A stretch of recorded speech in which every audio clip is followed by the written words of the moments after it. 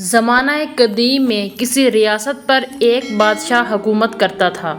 وہ بادشاہ ایک اچھا اور نیک دل انسان تھا، لیکن زیادہ عقل مند نہ تھا۔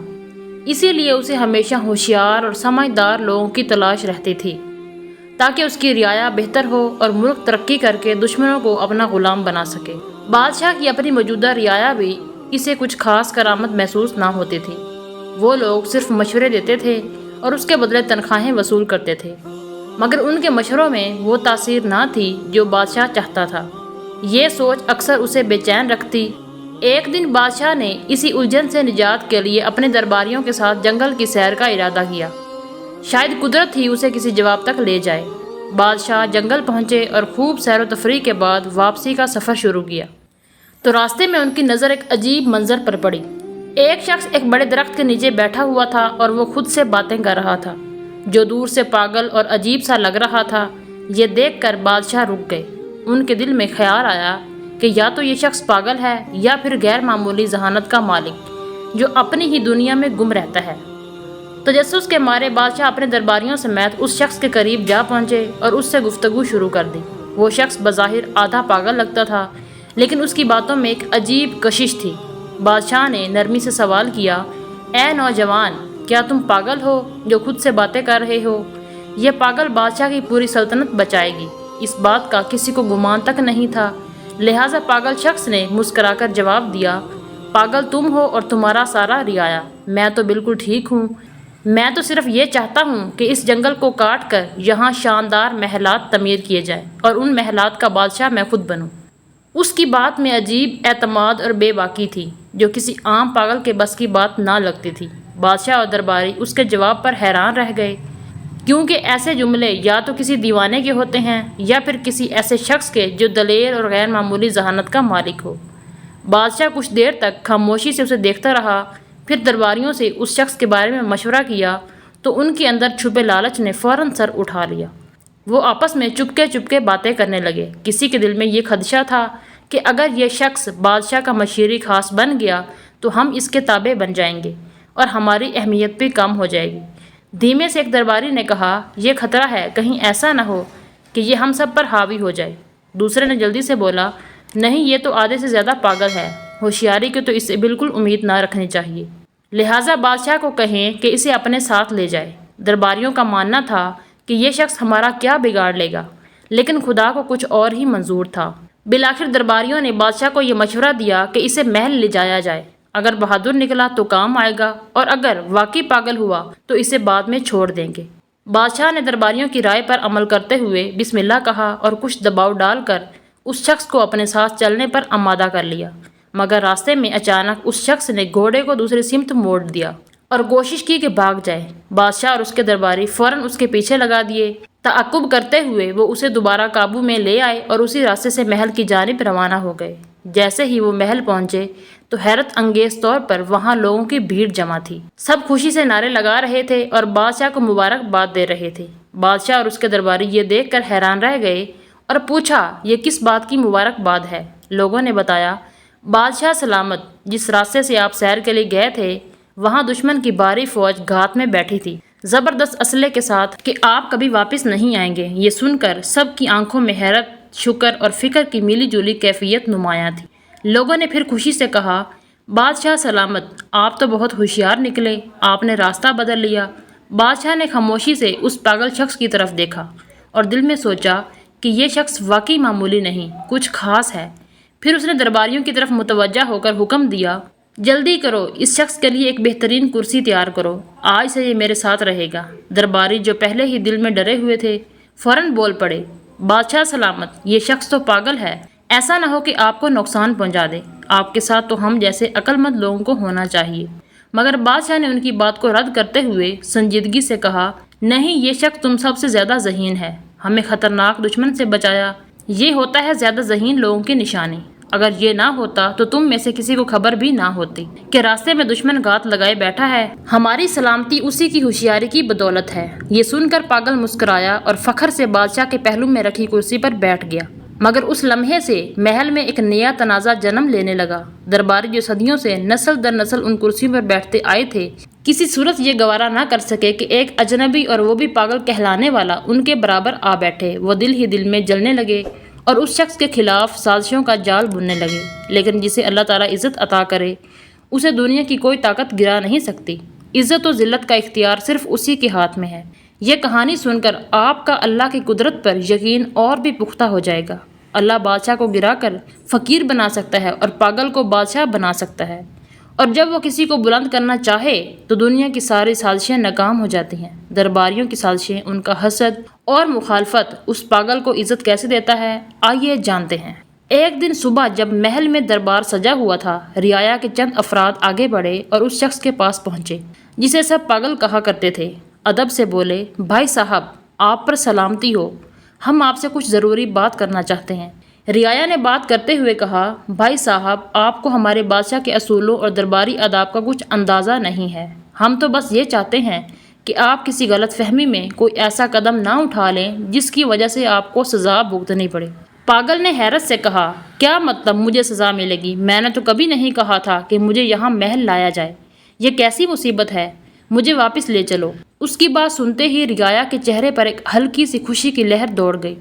انہیں لگا کہ ان کی چال کامیاب ہو رہی ہے، لیکن بادشاہ کے ڈر سے اسے ڈرا کر محل سے نکال نہیں سکتے، بلکہ نرمی سے اپنی بات منوانے کی کوشش کرتے ہوئے بولے، بھائی صاحب، آپ کو اندازہ نہیں ہے کہ اگر آپ ہماری بات مانیں گے تو آپ کو کیا کچھ مل سکتا ہے۔ پاگل، جو سزا کے لفظ سے ویسے ہی خوف زدہ تھا، فوراً گھبرا کر بولا، ٹھیک ہے، بتاؤ کیا کرنا ہے۔ موقع دیکھ کر ایک مشیر، جو خود بادشاہ کا قریبی مشیر خاص تھا اور جس کی کرسی اب اس پاگل کے زیر قبضہ تھی، آگے بڑھا اور مکاری سے بولا، ہمارے دربار کی روایت ہے کہ دربار کا آغاز تب ہی ہوتا ہے جب کوئی شخص بادشاہ کو تھپڑ مارے یا کوئی ایسا عمل کرے جس سے دربار بیدار ہو جائے۔ پاگل، جو عقل سے بالکل پیدل تھا، وہ فوراً بولا، ارے یہ تو کوئی بڑی بات نہیں، تھپڑ کیا، میں تو بادشاہ کو لات بھی مار سکتا ہوں۔ رعایا نے اس کی بے وقوفی پر ہنسی چھپاتے ہوئے اسے شاباشی دی اور خوشی سے مزید اکسایا، جب بادشاہ کرسی پر بیٹھے تو تم جا کر اس کی گردن پر زوردار تھپڑ رسید کرو، پھر دیکھنا بادشاہ اتنا خوش ہوگا کہ تمہیں ڈھیر سارے انعامات سے نوازے گا۔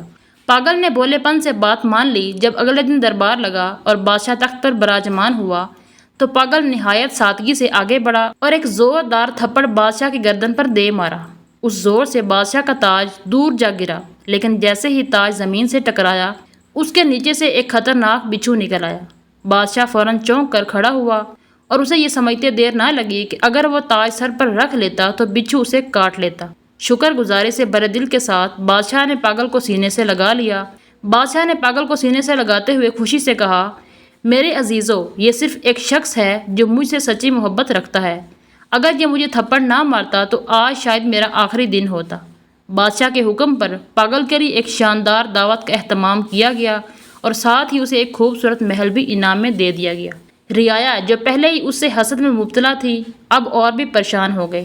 ان کے دلوں میں خوف بیٹھ گیا کہ اگر یوں ہی سلسلہ چلتا رہا تو یہ پاگل ان سب کی کرسیوں کا وارث بن جائے گا۔ چنانچہ وہ آپس میں سرگوشیاں کرنے لگے، یار یہ بندہ تو بہت تیزی سے اوپر جا رہا ہے، ورنہ ہماری سب عزتیں اور رتبے ختم ہو جائیں گے۔ آدھا پاگل دل ہی دل میں سوچ رہا تھا، یہ رعایا تو واقعی بڑے سچے اور ہمدرد لوگ ہیں، دیکھو کتنا زبردست مشورہ دیا تھا۔ خوشی خوشی اس نے دل میں فیصلہ کر لیا کہ اب سے جو بھی یہ لوگ کہیں گے وہی مانوں گا۔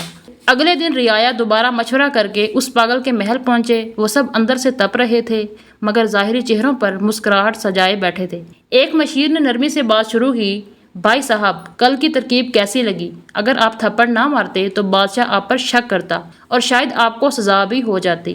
پاگل، جو اب اطمینان سے محل میں رہ رہا تھا، مسکرا کر بولا، ہاں بالکل، آپ لوگ بہت اچھے ہو، آپ کی ترکیب نے میری قسمت بدل دی۔ رعایا نے موقع غنیمت جانا اور اگلا جال بچھایا، لیکن یہ تو سچ ہے کہ جسے اللہ رکھے اسے کون چکھے۔ جتنا مرضی آپ کے خلاف کوئی سازش کرے، لیکن اگر تم سچے ہو اور اللہ تمہارے ساتھ ہے تو کوئی کچھ نہیں بگاڑ سکتا۔ رعایا نے پاگل کو مخاطب کرتے ہوئے کہا، اب ایک اور بات سنو۔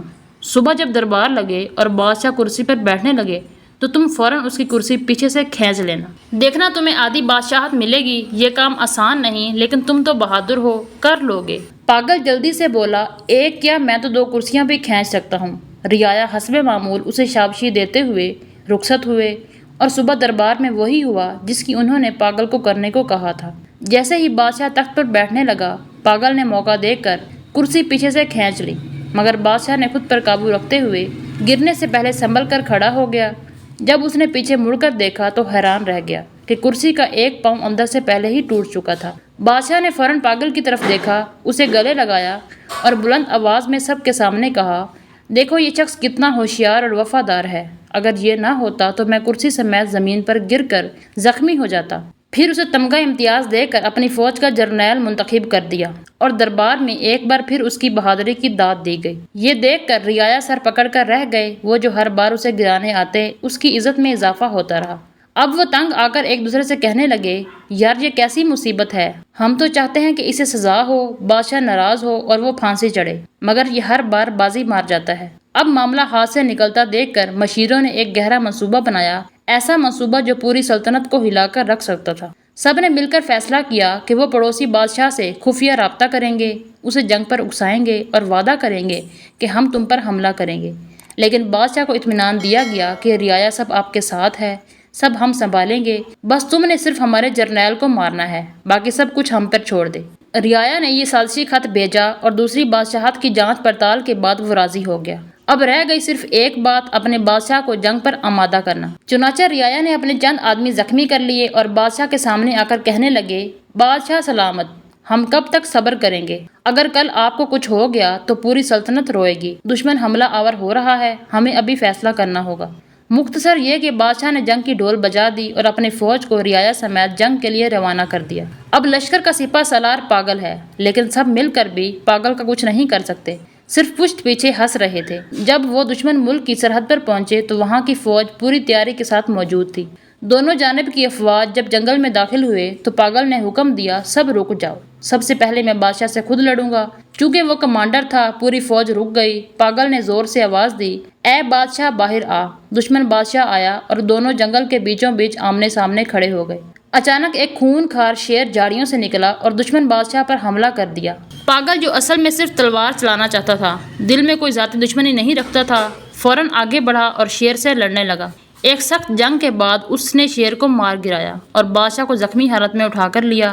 دشمن بادشاہ خون سے لت پت تھا لیکن زندہ بچ گیا۔ اپنی فوج کو دیکھ کر اس بادشاہ نے کہا، نہیں لڑائی نہیں ہوگی، میں اس کمانڈر کو معاف کرتا ہوں، اس نے میری جان بچائی ہے، یہ نہایت بہادر اور ہوشیار شخص ہے۔ ہم جنگ نہیں چاہتے، ہاں جو رعایا اس کے ساتھ آئے تھے انہیں گرفتار کر کے قید میں ڈال دو۔ یہ سن کر پاگل نے فوراً تلوار نکالی اور گرج کر بولا، خبردار، اگر کسی ایک مشیر کو ہاتھ لگایا تو بادشاہ نے اس کی وفاداری دیکھ کر دل ہی دل میں کہا، کیا کمال کا بندہ ہے، دشمنوں کو بچاتا ہے اور خود کو بھول جاتا ہے۔ اب پاگل کا چرچا پوری ریاست میں ہونے لگا، اس کی بہادری اور سچائی نے سب کے دلوں کو جیت لیا، یہاں تک کہ بادشاہ نے اسے اپنی بیٹی نکاح میں دے دی۔ رعایا جو پہلے ہی اندر سے جلے بیٹھے تھے، یہ منظر دیکھ کر چپ تو رہے لیکن ہر قدم پر ذلت کا بدلہ ان کا مقصد بن گیا۔ اب تو دونوں ریاستیں ایک بننے لگیں، دونوں کی دشمنی دوستی میں بدل گئی، لیکن رعایا نے ایک اور نیا جال بننے کا فیصلہ کیا۔ ایک دوسرے سے کہنے لگے، اگر اس پاگل کو ہم نے نہ روکا تو کل ہم سب اس کے غلام بن جائیں گے، اسے ختم کرنا ضروری ہے۔ سب نے ایک زبان ہو کر ہاں کر دی، لیکن ان میں ایک بوڑھا مشیر بھی تھا، تجربہ کار اور دل کا نرم۔ اس نے بڑی کمال کی بات کر دی۔ وہ اٹھا اور نہایت سنجیدگی سے بولا، دوستو میری بات غور سے سنو، دنیا میں ہر شخص کو اللہ نے ایک خاص مقام، حیثیت اور صفت عطا کی ہے، اور یاد رکھو جسے اللہ عزت دیتا ہے دنیا کی کوئی طاقت وہ عزت چھین نہیں سکتی۔ اگر تم نے اسے مار بھی دیا تو یاد رکھو اس کی عزت اور بھی بڑھ جائے گی، اور اگر تم یہ سمجھ رہے ہو کہ اس کے مرنے سے تمہیں تمہاری کھوئی ہوئی کرسی واپس مل جائے گی تو تم دھوکے میں ہو۔ ایک دن سچ سامنے آ جائے گا اور تم سب اپنے انجام کو پہنچو گے، لہٰذا اللہ کی رضا پر راضی ہو جاؤ، اسی میں ہمارے لیے بہتری ہے۔ اس نے سانس لیا اور پھر نرمی سے کہا، تم سب صرف ایک بات سمجھ لو، وہ بظاہر پاگل ہے لیکن اللہ نے اسے ایک نایاب صفت عطا کی ہے۔ قسمت اگر پوری ریاست بھی اس کے خلاف ہو جائے تو وہ اکیلا ہی جیت جائے گا، لہٰذا اسے الجھنے کی بجائے خود سچائی اختیار کرو۔ ساری رعایا نے اپنے حسد پر توبہ کیا۔ کچھ وقت بعد پاگل فوت ہو گیا اور رعایا پھر سے اپنے رتبوں پر فائز ہوئے۔ تو دوستو یہ کہانی بظاہر ایک فنی کہانی لگتی ہے، لیکن اس میں ایک حقیقی سچ چھپا ہے جسے ہمیں تسلیم کرنا ہوگا، اور وہ ہے سچائی، قسمت اور اللہ کا کرم۔